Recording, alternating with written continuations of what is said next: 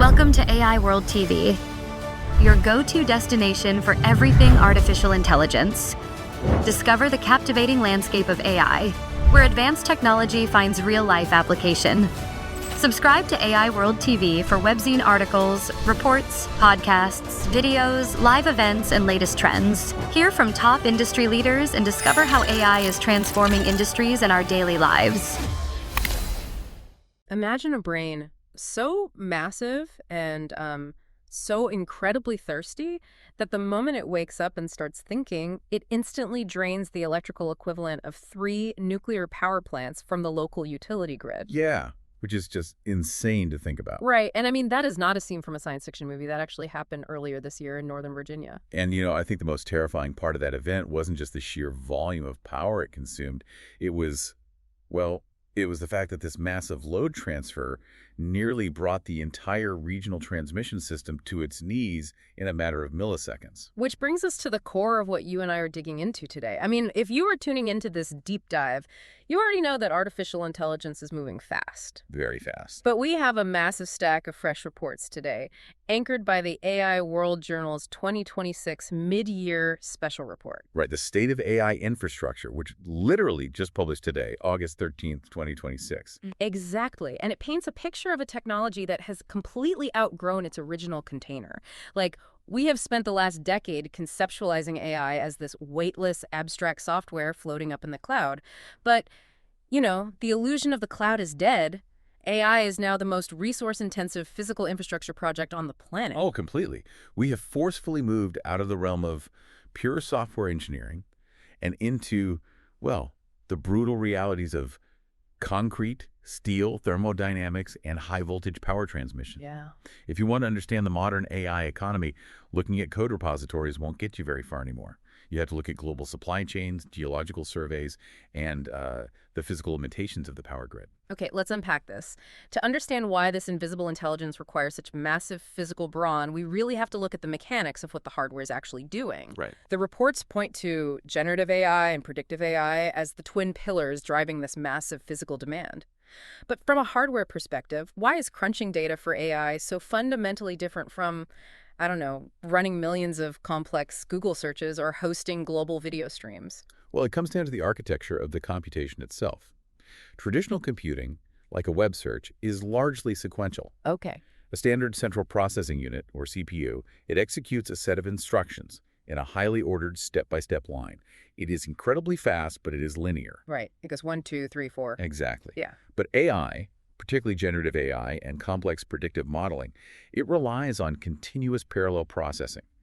You are asking the system to hold billions, sometimes trillions, of parameters in active memory simultaneously. Trillions. Yeah, trillions. And it's cross-referencing them all at once to predict the next logical token in a sequence or, to synthesize a completely net new image. So instead of a single incredibly fast race car, it's like coordinating a million cargo trucks to arrive at an intersection at the exact same millisecond. That is precisely it.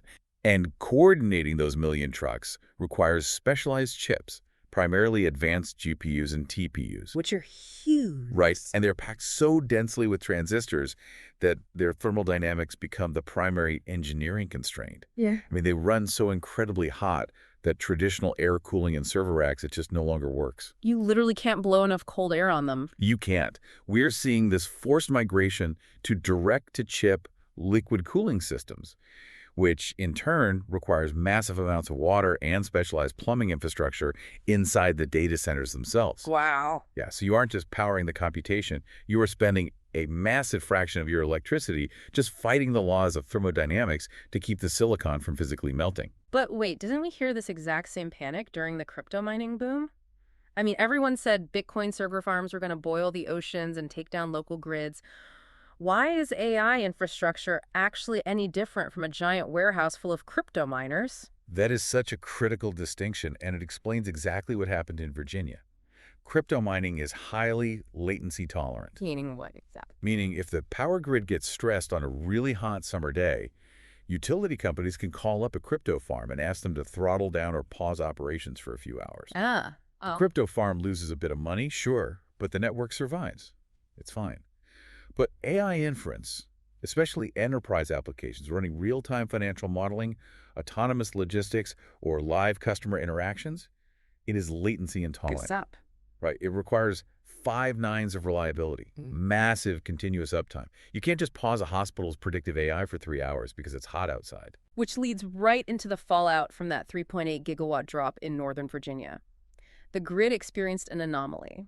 And rather than just riding it out, a massive cluster of AI data centers simultaneously disconnected from the main grid and transferred to their on-site backup generators. Yeah, and when a 3,800 megawatt load suddenly vanishes from a power grid, it is violently destructive to the physical infrastructure of the utility. Because all that power has nowhere to go. Exactly.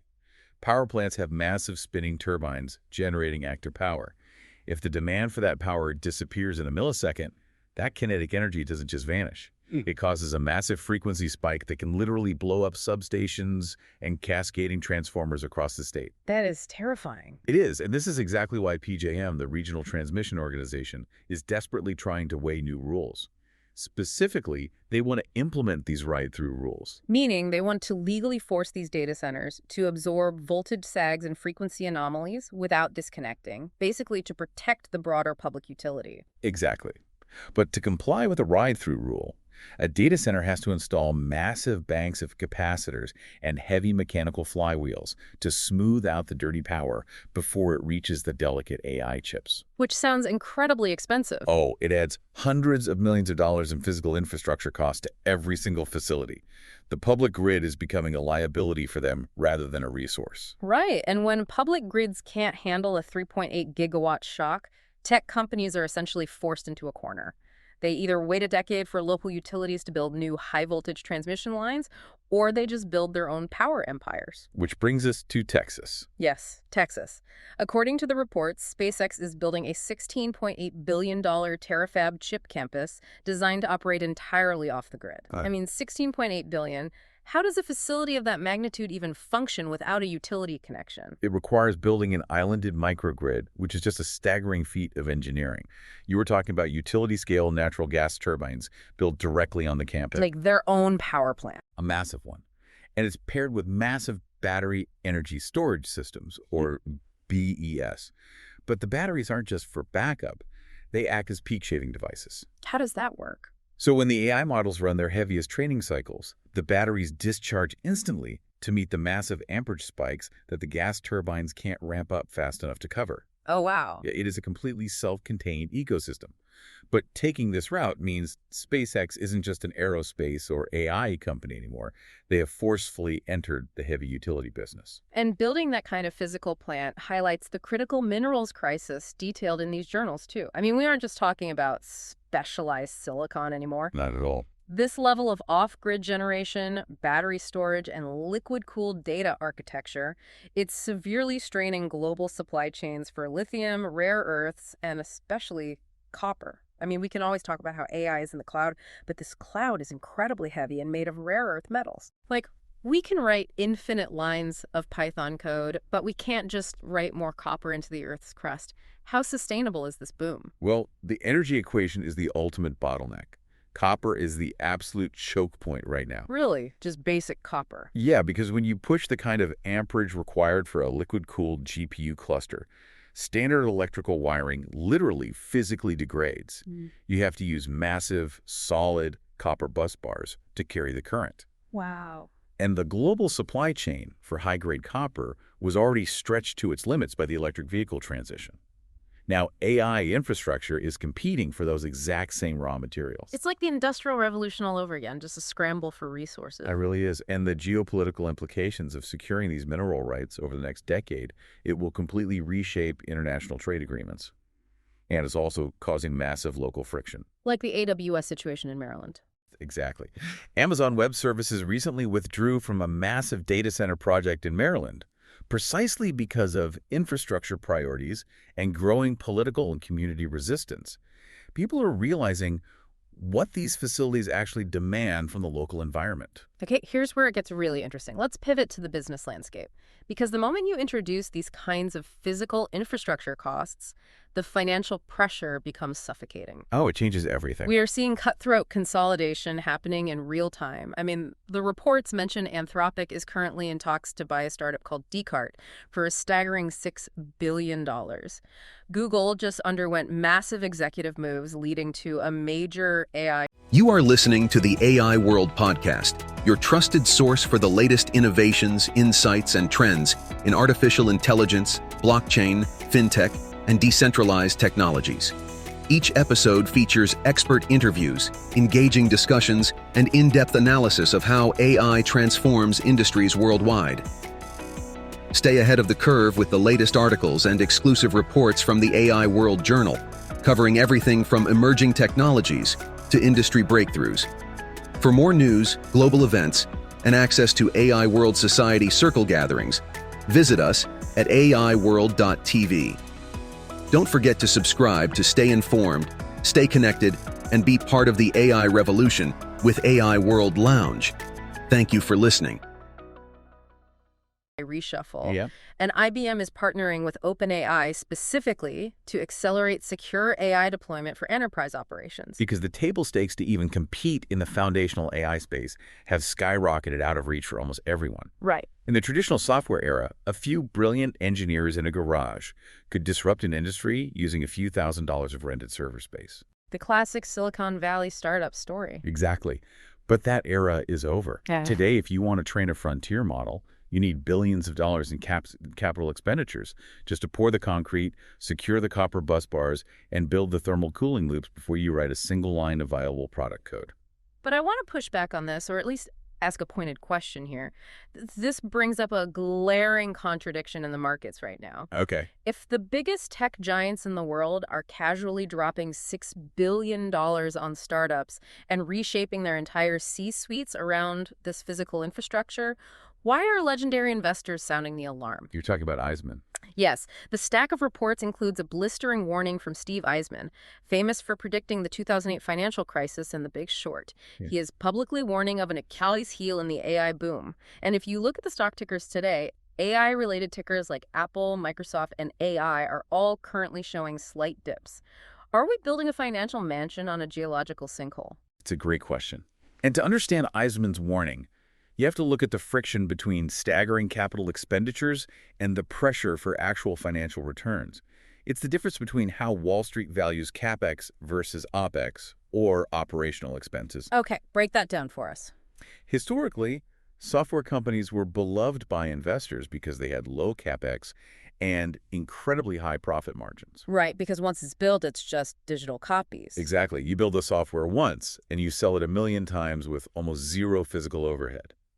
But the AI transition has inverted that model. Tech giants are now exhibiting the financial profiles of heavy industrial manufacturers or utility providers. It's like spending $10 billion to blast tunnels through mountains and lay down an entirely new transcontinental railroad. But right now, the only freight you're hauling on those tracks are, I don't know, college essays, automated customer service chats, and deepfake videos. That is a perfect mechanical analogy. The tracks cost an absolute fortune, but the cargo you are carrying isn't paying the freight yet. Yes. The vulnerability is the timeline mismatch. Building a power plant, securing copper mining rights, and constructing an off-grid microgrid in Texas takes years, sometimes a decade, to fully amortize. But tech investors operate on 90-day quarterly earnings cycles. Exactly. They are looking at the billions flowing out the door into physical infrastructure and demanding to know where the immediate software revenue is to justify it. And you really have to think critically about this gap. Right. Because when interest rates aren't sitting at zero, borrowing tens of billions of dollars to build data centers puts immense weight on a corporate balance sheet. If the revenue generated by the AI models doesn't scale exponentially to cover the debt of the physical build-out, you get a violent financial squeeze. So the tech is built, the tracks are laid, the billions are spent. Let's look at what actually happens when this trillion-dollar bullet train finally arrives at the station. The messy part. Extremely messy. Because according to these sources, when this pristine, hyper-advanced infrastructure meets the messy reality of human workflow and society, things get incredibly complicated. Because technological capability almost always outpaces human adaptation. The friction point between the two is always the hardest part to engineer. Let's start with the labor market. We have an article here from The Guardian asking point blank, where's the carnage? They're calling it the AI jobs paradox. Right. For the last 5 years, every white paper warned that AI would automate the white-collar workforce out of existence. But looking at the 2026 data, America's slightly weakening labor market is meeting a bizarre new wave of AI-driven employment. The mass unemployment event just hasn't happened. And that's because we consistently make the mistake of viewing technological disruption as a simple subtraction equation. We assume an AI model learns a task and a human immediately vanishes from the payroll. But that's not what's happening. Not at all. Historically and explicitly in 2026, automation causes a violent reshuffling of labor, not an erasure of it. Okay, give me an example of that. Think about the legal field. What happens when a legal AI can instantly summarize 10,000 pages of discovery documents? Huh. You don't fire all the lawyers. You suddenly take on 5 times as many cases. Oh, wow. Yeah. Which means you now need prompt engineers, compliance officers to verify the AI's logic, ethicists, and system integrators. AI automates tasks, but it rarely automates entire jobs. The resulting secondary industries require a massive influx of human capital to manage the interface between the machine and the client. But even when the interface is theoretically perfect, humans are actively rejecting it in some places. There is a fascinating report detailing how Japanese firms are being notably slow to adopt AI. Yeah, the structural inertia there is immense. And the example that really stopped me in my tracks was the medical field. The report notes that highly trained radiologists are reporting, quote, relatively few meaningful benefits, end quote, from advanced breast imaging AI. And this is where we have to unpack the actual mechanism of workflow. Why would a doctor reject a tool that is mathematically superior at spotting anomalies? Right. If an AI can spot a microcalcification in a mammogram that a human eye misses, why is the doctor shrugging their shoulders and saying, no thanks, I'll do it the old way? I mean, it's like we've built this trillion-dollar bullet train, but half the world is still trying to figure out how to buy a ticket. It comes down to the difference between sensitivity and specificity in a clinical environment. Okay, walk us through that. An AI model is trained to be hypersensitive. It doesn't want to miss anything, ever. So it analyzes a scan and flags 50 tiny pixel variations as potential anomalies. Better safe than sorry, right? Right for the machine, but not for the human workflow. The radiologist doesn't just look at pixels. They look at the patient's family history, previous surgeries, and complex clinical pathways.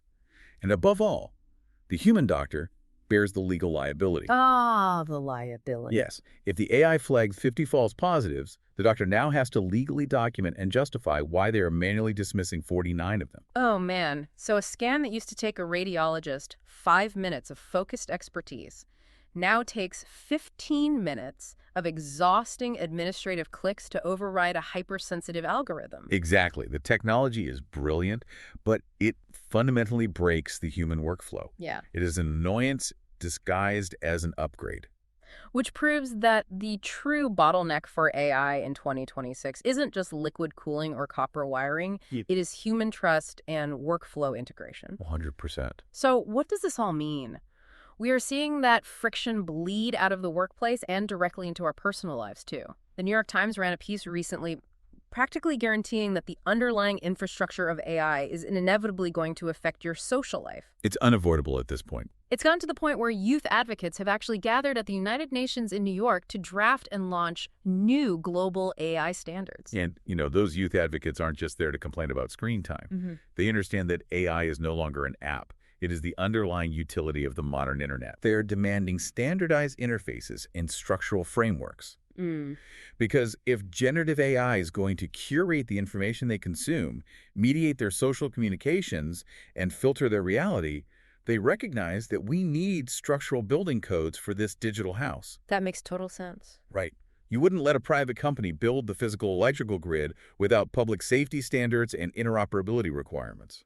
The next generation is simply demanding the same structural rigor for the cognitive grid. It has been a massive paradigm shift going through these sources today.